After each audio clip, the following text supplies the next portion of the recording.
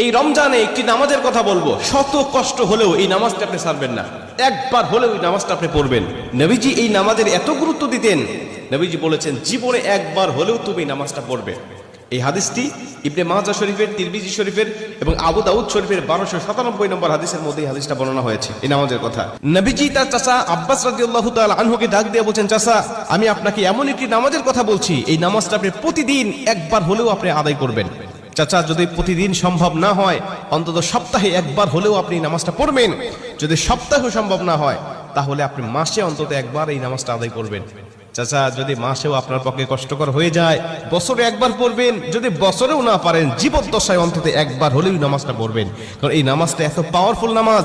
এই নামাজটা আদায় করার কারণে আপনার প্রকাশ্যে অপ্রকাশ্যে যত গুনাহ করেছেন, আপনার ইচ্ছায় অনিচ্ছায় যত গুনাহ করেছেন, আপনার অতীত জীবনে যত গুনাহ করেছেন, সব গুনাহ আল্লাহ আপনাকে ক্ষমা করে দিবে।